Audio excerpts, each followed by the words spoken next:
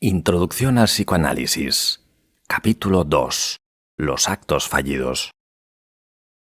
Comenzaremos esta segunda lección no con la exposición de nuevas hipótesis, sino con una investigación, eligiendo como objeto de la misma determinados fenómenos muy frecuentes y conocidos, pero insuficientemente apreciados que no pueden considerarse como un producto de un estado patológico, puesto que son observables en toda persona normal. Son estos fenómenos aquellos a los que nosotros damos el nombre de funciones fallidas o actos fallidos y que se producen cuando una persona dice una palabra por otra, escribe cosa distinta de lo que tenía intención de escribir, lee en un texto impreso o manuscrito algo distinto de lo que en el mismo aparece, u oye cosa diferente de lo que se dice. Claro es que, sin que en este último caso exista una perturbación orgánica de sus facultades auditivas. Otra serie de estos fenómenos se basa en el olvido, pero no en un olvido duradero, sino temporal. Por ejemplo, cuando no podemos dar con un nombre que nos es sin embargo conocido y que reconocemos en cuanto otra persona lo pronuncia o logramos hallar por nosotros mismos al cabo de más o menos tiempo, o cuando olvidamos llevar a cabo un propósito que luego recordamos y que por tanto solo hemos olvidado durante determinado intervalo. En un tercer grupo de estos fenómenos falta este carácter temporal. Por ejemplo, cuando no logramos recordar el lugar en que hemos guardado o colocado un objeto o perdemos algo definitivamente. Trátase aquí de olvidos muy distintos de los que generalmente sufrimos en nuestra vida cotidiana y que nos asombran e irritan en vez de parecernos perfectamente comprensibles. A estos casos se suma una gran cantidad de pequeños fenómenos conocidos bajo diversos nombres, y entre ellos determinados errores en los que vuelve a aparecer el carácter temporal, como por ejemplo, cuando durante algún tiempo nos representamos determinadas cosas de una manera distinta a como antes sabíamos que eran y como tiempo después confirmaremos que en realidad son. Todos estos pequeños accidentes, que poseen un íntimo parentesco como se nos muestra ya en el hecho de que los nombres con que en alemán los calificamos tienen en común el prefijo ver. Son en su mayoría insignificantes, de corta duración y de escasa importancia en la vida cotidiana. Solo en muy raros casos llega alguno de ellos, por ejemplo la pérdida de objetos, a alcanzar alguna trascendencia práctica. Esta falta de trascendencia hace que no despierten nuestra atención, ni den lugar más que a afectos de muy escasa intensidad. Sobre estos fenómenos versarán varias de las conferencias que ante vosotros me propongo pronunciar, aunque estoy seguro de que el solo enunciado de este propósito ha de despertar en vosotros un sentimiento de decepción. Existen, pensaréis, así en el mundo exterior como en el más restringido de la vida psíquica, tantos oscuros problemas y tantas cosas extraordinarias y necesitadas de un esclarecimiento en el campo de las perturbaciones psíquicas, que parece realmente frívolo y caprichoso prodigar el esfuerzo y el interés en tales nimiedades.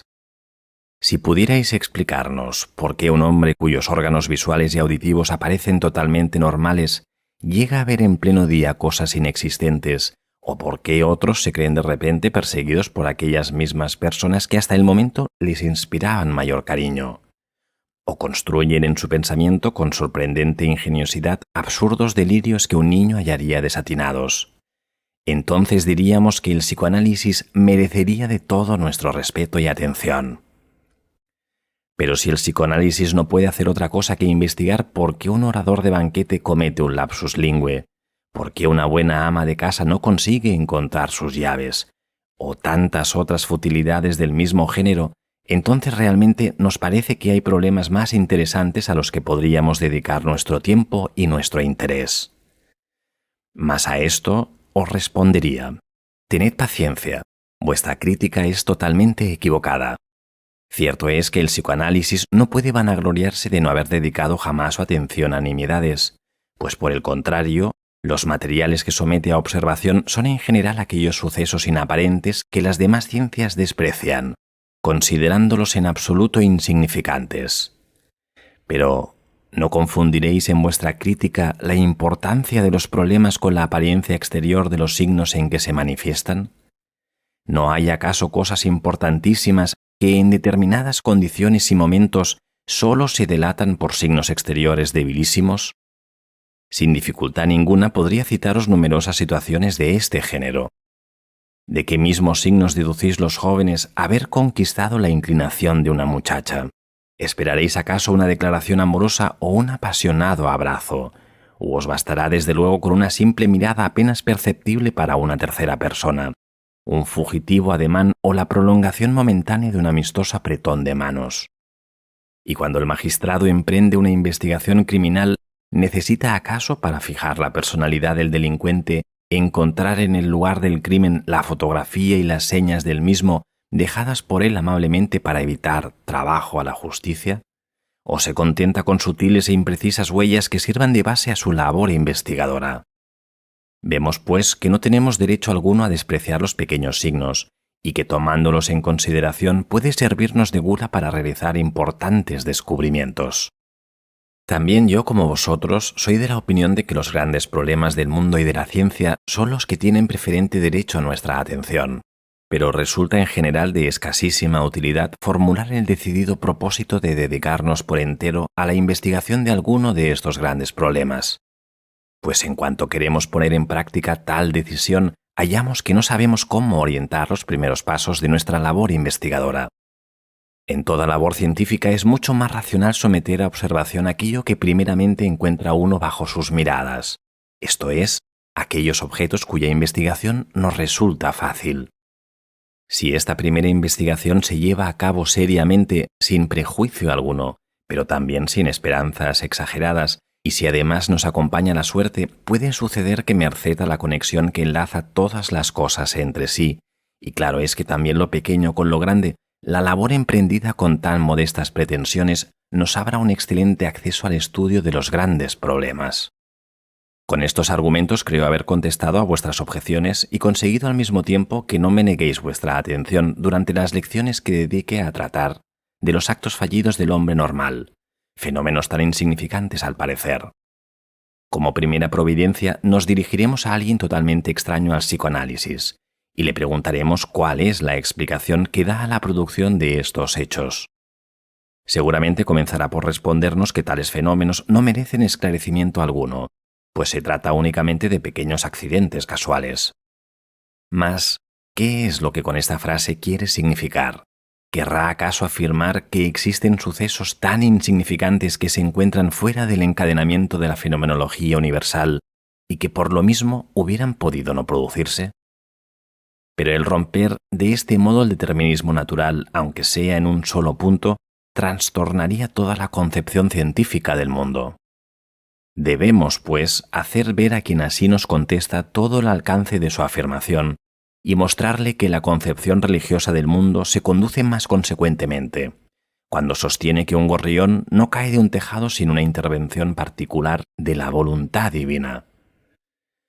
Supongo que ante este argumento no intentará ya nuestro amigo deducir la consecuencia lógica de su primera respuesta, sino que se rectificará diciendo que si él se dedicara a la investigación de estos pequeños fenómenos, acabaría por encontrarles una explicación, pues se trata sin duda de pequeñas desviaciones de la función anímica o inexactitudes del mecanismo psíquico cuyas condiciones habrían de ser fácilmente determinables. Un sujeto que en general hable correctamente puede muy bien cometer equivocaciones orales en los casos siguientes. 1. Cuando se halle ligeramente indispuesto o fatigado. 2. Cuando se halle sobreexcitado. 3. Cuando se halle excesivamente absorbido por cuestiones diferentes a aquellas a las que sus palabras se refieren. Estas afirmaciones pueden ser fácilmente confirmadas. Las equivocaciones orales se producen con particular frecuencia cuando nos hallamos fatigados, cuando padecemos un dolor de cabeza o en las horas que preceden a una jaqueca. En estas mismas circunstancias se produce también fácilmente el olvido de nombres propios, hasta el punto de que muchas personas reconocen en tal olvido la inminencia de una jaqueca. Del mismo modo, cuando nos hallamos sobreexcitados, confundimos fácilmente ya no solo las palabras, sino también las cosas, haciéndonos reos de actos de aprehensión errónea y los olvidos de proyectos. Y otra gran cantidad de actos no intencionados se hacen particularmente frecuentes cuando nos hallamos distraídos, esto es, cuando nuestra atención se halla concentrada sobre otra cosa. Un conocido ejemplo de tal distracción nos es ofrecido por aquel profesor que olvida su paraguas y se lleva un sombrero que no es suyo, porque su pensamiento se halla absorto en los problemas que se propone tratar en su próximo libro. Por propia experiencia, conocemos todos casos de olvido de propósitos o promesas, motivados por haberse producido después de concebir los primeros o formular las segundas. Sucesos que han orientado violentamente nuestra atención hacia otro lado. Todo esto lo encontramos perfectamente comprensible y nos parece hallarse protegido contra cualquier objeción, mas por otro lado, no presenta a primera vista todo el interés que quizá esperábamos. Sin embargo, examinando más penetrantemente estas explicaciones de los actos fallidos, haremos que las condiciones que se indican como determinantes de tales fenómenos no son todas de una misma naturaleza. La indisposición y los trastornos circulatorios proporcionan un fundamento fisiológico para la alteración de las funciones normales, pero en cambio la excitación, la fatiga y la distracción son factores de nuestra naturaleza distinta y a los que podríamos calificar de psicofisiológicos. Podemos construir una teoría de su actuación. La fatiga, la distracción y quizá también la excitación general producen una dispersión de la atención que puede muy bien aminorar, hasta hacerla por completo insuficiente, la cantidad de la misma dirigida sobre la función de referencia, la cual puede entonces quedar fácilmente perturbada o ser realizada inexactamente. Una ligera indisposición o modificaciones circulatorias del órgano nervioso central pueden ejercer idéntico efecto influyendo, del mismo modo, sobre el factor regulador, o sea, sobre la distribución de la atención. Trataríase, pues, en todos los casos, de efectos consecutivos a perturbaciones de la atención producidas por causas orgánicas o psíquicas. Mas todo esto no parece aportar gran cosa a nuestro interés psicoanalítico.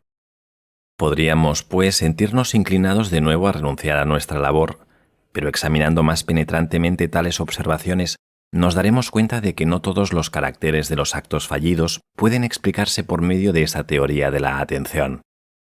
Observaremos sobre todo que tales actos y tales olvidos se producen también en personas que, lejos de hallarse fatigadas, distraídas o sobreexcitadas, se encuentran en estado normal, y que solamente a posteriori, esto es precisamente después del acto fallido, es cuando se atribuye a tales personas una sobreexcitación que las mismas niegan en absoluto.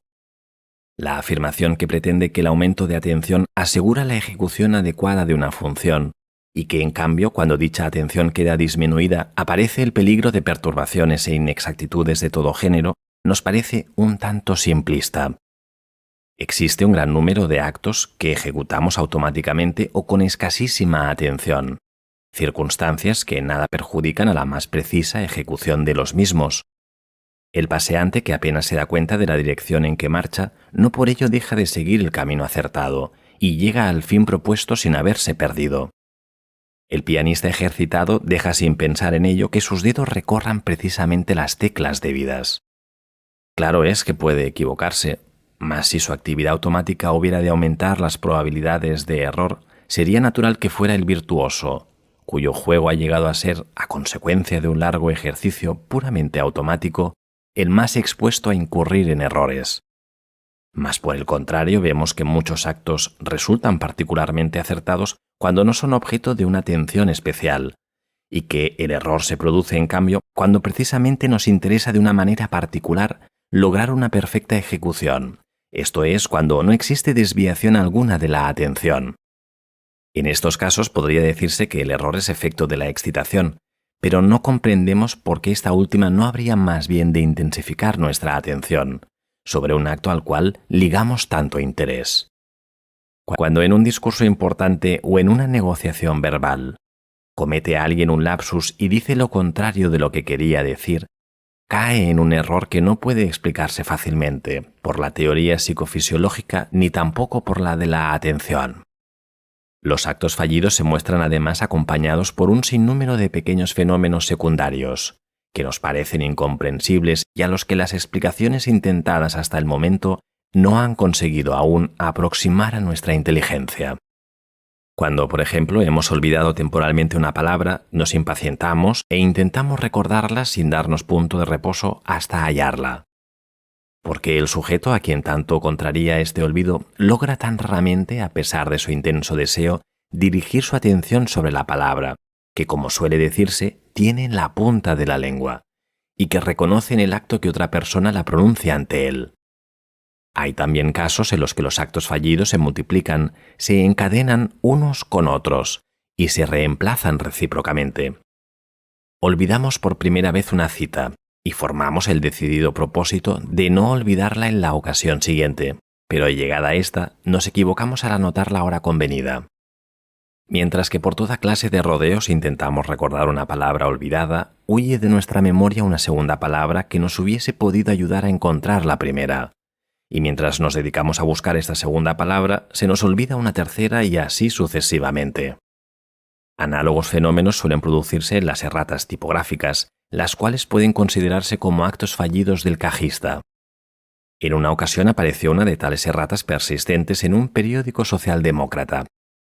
En la crónica de cierta solemnidad oficial podía leerse: entre los asistentes se encontraba S. el Kronprinz, en lugar de Kronprinz. Al día siguiente rectificó el periódico confesando su error anterior y diciendo: nosotros queríamos decir naturalmente el Nordprinz. En estos casos se echa la culpa generalmente a un diablo juguetón que presidiría los errores tipográficos, o al duende de la caja, expresiones todas que van más allá del alcance de una simple teoría psicofisiológica de la errata de imprenta. Ignoro si os es también conocido el hecho de que la equivocación oral puede ser provocada por algo que pudiéramos calificar de sugestión. A este propósito sigue la siguiente anécdota. Un actor inexperimentado se encargó, en una representación de la doncella de Orleans, del importantísimo papel de anunciar al rey que el condestable le devolvía su espada. Mas durante el ensayo general un bromista se entretuvo en intimidar al novicio actor apuntándole, en lugar de la frase que tenía que decir, la siguiente: el confortable devuelve su caballo. Naturalmente, el pesado bromista consiguió su maligno propósito, y en la representación, el novel actor pronunció en efecto la frase modificada que le había sido apuntada en lugar de la que debía decir, a pesar de que varias veces se le había advertido la posibilidad de tal equivocación, o quizá precisamente por ello mismo.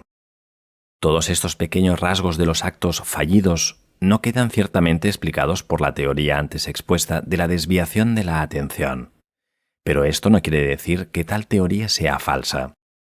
Para satisfacernos por completo le falta quizá algún complemento. Pero también muchos de los actos fallidos pueden ser considerados desde otros diferentes puntos de vista. De todos los actos fallidos, los que más fácilmente se prestan a nuestros propósitos explicativos son las equivocaciones orales y las que cometemos en la escritura o la lectura. Comenzaremos, pues, por examinar las primeras, y recordaremos ante todo que la única interrogación que hasta ahora hemos planteado y resuelto a su respecto era la de saber cuándo y en qué condiciones se cometían. Una vez resuelta esta cuestión, habremos de consagrarnos a investigar lo referente a la forma y efectos de la equivocación oral, pues en tanto que no hayamos dilucidado estos problemas y explicado el efecto producido por las equivocaciones orales, seguiremos teniendo que considerarla, desde el punto de vista psicológico, como fenómenos casuales, aunque les hayamos encontrado una explicación fisiológica. Es evidente que cuando cometemos un lapsus, puede éste revestir muy diversas formas, pues en lugar de la palabra justa podemos pronunciar 1000 otras inapropiadas, o imprimir a dicha palabra innumerables deformaciones.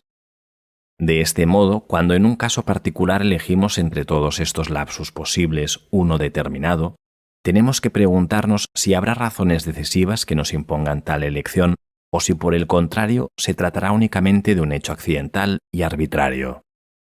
Dos autores, Meringer y Mayer, filólogo el primero y psiquiatra el segundo, intentaron en 1895 atacar por este lado el problema de las equivocaciones orales y han reunido un gran número de ejemplos, exponiéndolos en un principio desde puntos de vista puramente descriptivos. Claro es que obrando de este modo no han aportado explicación ninguna de dicho problema, pero sí nos han indicado el camino que puede conducirnos a tal esclarecimiento. Estos autores ordenan las deformaciones que los lapsus imprimen al discurso intencional en las categorías siguientes: interversiones, anticipaciones, ecos, fusiones, contaminaciones y sustituciones. Expondré aquí algunos ejemplos de estos grupos. Existe interversión cuando alguien dice la Milo de Venus en lugar de la Venus de Milo, y anticipación en la frase sentí un pech un peso en el pecho. Un caso de eco sería el conocido brindis.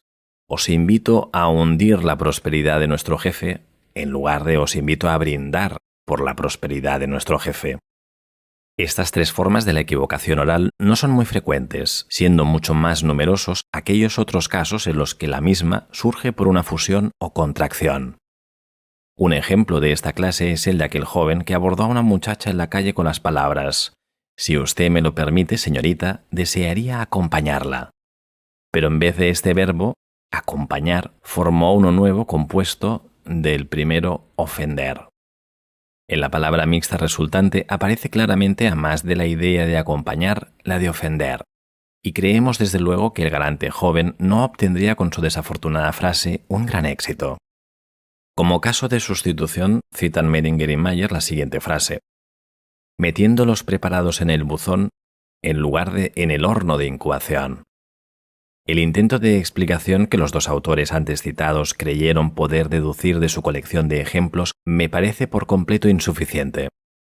A su juicio, los sonidos y las sílabas de una palabra poseen valores diferentes, y la inervación de un elemento poseedor de un valor elevado puede ejercer una influencia perturbadora sobre las de los elementos de un menor valor.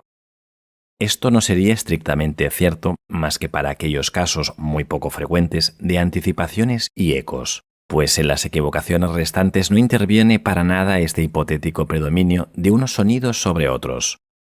Los lapsus más corrientes son aquellos en los que se reemplaza una palabra por otra que presenta cierta semejanza con ella, y esta semejanza parece suficiente a muchas personas para explicar la equivocación.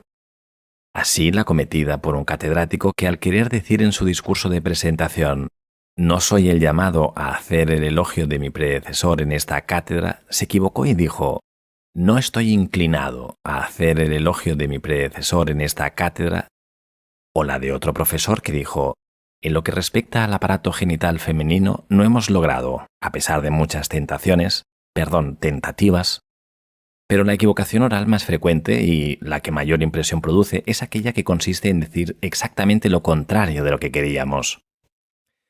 Las relaciones tonales y los efectos de semejanza quedan ya aquí muy alejados de toda posible intervención, y en su lugar aparece, en el mecanismo de la equivocación, la estrecha afinidad existente entre los conceptos opuestos y la proximidad de los mismos en la asociación psicológica. De este género de equivocaciones poseemos ejemplos históricos. Así aquel presidente de la Cámara Austrohúngara que abrió un día la sesión con las palabras siguientes: «Señores diputados, hecho el recuento de los presentes y habiendo suficiente número, se levanta la sesión». Cualquier otra fácil asociación, susceptible de surgir inoportunamente en determinadas circunstancias, puede producir efectos análogos a los de la relación de los contrarios. Cuéntase, por ejemplo, que una fiesta celebrada con ocasión de la boda de una hija de Helmholtz con el hijo del conocido inventor y gran industrial Siemens, el famoso fisiólogo Dubois-Reymond terminó su brillante brindis con un «Viva a la nueva firma industrial Siemens y Halske», título de la sociedad industrial ya existente. La equivocación se explica por la costumbre de referirse a la citada firma industrial popular en Berlín. Así pues, a las relaciones tonales y a la semejanza de las palabras habremos de añadir la influencia de la asociación de estas últimas. Pero tampoco esto es suficiente. Existe toda una serie de casos en los que la explicación del lapsus observado no puede conseguirse sino teniendo en cuenta la frase que ha sido enunciada, o incluso tan solo pensada anteriormente. Nos hallaremos, por tanto, ante un nuevo caso de eco, semejante a los citados por Medinger, pero la acción perturbadora sería ejercida aquí desde una distancia mucho mayor. Mas debo confesaros que con todo lo que acontecede, me parece habernos alejado más que nunca de la comprensión del acto fallido de la equivocación oral. No creo, sin embargo, incurrir en error diciendo que los ejemplos de equivocación oral citados en el curso de la investigación que precede dejan una nueva impresión merecedora de que nos detengamos a examinarlos. Hemos investigado en primer lugar las condiciones en las cuales se produce de un modo general la equivocación oral, y después las influencias que determinan tales deformaciones de la palabra, pero no hemos examinado aún el efecto del lapsus en sí mismo e independiente de las circunstancias en que se produce. Si por fin nos decidimos a hacerlo así, deberemos tener el valor de afirmar que en algunos de los ejemplos citados, la deformación en la que el lapsus consiste presenta un sentido propio. Esta afirmación implica que el efecto de la equivocación oral tiene quizá un derecho a ser considerado como un acto psíquico completo, con su fin propio y como una manifestación de contenido y significación peculiares. Hasta aquí hemos hablado siempre de actos fallidos, pero ahora nos parece ver que tales actos se presentan algunas veces como totalmente correctos, solo que sustituyendo a los que esperábamos o nos proponíamos. Este sentido propio del acto fallido aparece en determinados casos en una manera evidente e irrecusable. Si las primeras palabras del presidente de la Cámara son para levantar la sesión en lugar de para declararla abierta, nuestro conocimiento de las circunstancias en las que esta equivocación se produjo nos inclinaría a atribuir un pleno sentido a este acto fallido. El presidente no esperaba nada bueno de la sesión y le encantaría poder levantarla inmediatamente. No hallamos, pues, dificultad alguna para descubrir el sentido de esta equivocación. Análogamente sencilla resulta la interpretación de los dos ejemplos que siguen. Una señora quiso alabar el sombrero de otra y le preguntó en tono admirativo: ¿Y ha sido usted misma quien ha adornado ese sombrero? Mas al pronunciar la palabra, cambió una letra de una sílaba formando un verbo relacionado íntimamente con la palabra facha. Toda la ciencia del mundo no podrá impedirnos ver en este lapsus una revelación del oculto pensamiento de la amable señora. Ese sombrero es una facha. Una casada joven de la que se sabía que ordenaba y mandaba en su casa como jefe supremo, me relataba un día que su marido, sintiéndose enfermo, había consultado al médico sobre el régimen alimenticio más conveniente para su curación, y que el médico le había dicho que no necesitaba observar régimen especial alguno. Así pues, añadió, puede comer y beber lo que yo quiera. Esta equivocación muestra claramente todo un enérgico programa conyugal. Si conseguimos demostrar que las equivocaciones orales que presentan un sentido, lejos de constituir una excepción, son por el contrario muy frecuentes, este sentido del que hasta ahora no habíamos tratado en nuestra investigación de los actos fallidos, vendrá a constituir el punto más importante de la misma, y acaparará todo nuestro interés retrayéndolo de otros extremos. Podremos, pues, dar de lado todos los factores fisiológicos y psicofisiológicos, y consagrarnos a investigaciones puramente psicológicas sobre el sentido de los actos fallidos, esto es, sobre su significación y sus intenciones. Con este objeto someteremos a observación desde este punto de vista el mayor acervo posible de material investigable. Mas antes de iniciar esta labor, quiero invitaros a acompañarme en una corta digresión. Más de una vez se han servido diversos poetas de la equivocación oral y de otros actos fallidos como medios de representación poética. Este solo hecho basta para probarnos que el poeta considera el acto fallido, por ejemplo la equivocación oral, como algo pleno de sentido, pues la reproduce después intencionadamente, dado que no podemos pensar que se ha equivocado al escribir su obra, y deja luego que su equivocación en la escritura subsista, convirtiéndose en una equivocación oral de su personaje. Por medio de tales errores, quiere el poeta indicarnos alguna cosa que podemos fácilmente averiguar, pues veremos enseguida si la equivocación se encamina a hacernos ver que el personaje que la comete se haya distraído, fatigado o amenazado de un ataque de jaqueca. Claro es que no deberemos dar un valor exagerado al hecho de que los poetas empleen la equivocación oral como un acto pleno de sentido, pues en realidad podía la misma no tenerlo sino en rarísimas excepciones, o ser en general una pura casualidad psíquica, y deber en estos casos su significación a la exclusiva voluntad del poeta, que haciendo uso de un perfecto derecho la espiritualizaría, dándole un sentido determinado para ponerla al servicio de sus fines artísticos. Mas, sin embargo, no nos extrañaría tampoco que inversamente nos proporcionaran los poetas sobre la equivocación oral un mayor esclarecimiento que el que pudiéramos hallar en los estudios de los filólogos y psiquiatras. Un ejemplo de equivocación oral lo encontramos en el Wallenstein de Schiller, Los Piccolomini, acto primero, escena tercera. En la escena precedente, Max Piccolomini, lleno de entusiasmo, se ha declarado decidido partidario del duque, anhelando la llegada de la bendita paz, cuyos encantos le fueron descubiertos en el viaje en que acompañó al campamento a la hija de Wallenstein. A continuación, comienza la escena quinta. Kestenberg. ¡Ay de nosotros! ¿A esto hemos llegado? Vamos, amigo mío. a dejarle marchar en ese error sin llamarle de nuevo y abrirle los ojos en el acto? Octavio, saliendo de profunda meditación. Ahora acaba él de abrírmelos a mí y veo más de lo que quisiera ver. Kestenberg. ¿Qué es ello, amigo mío? Octavio. Maldito sea el tal viaje. Kestenberg. ¿Por qué? ¿Qué sucede? Octavio. Venid. Tengo que perseguir inmediatamente la desdichada vista. Tengo que observarla con mis propios ojos. Venid. Kestenberg. ¿Por qué? ¿Dónde? Octavio, apresurado. Hacia ella. Kestenberg. Hacia... Octavio, corrigiéndose. Hacia el duque. Vamos.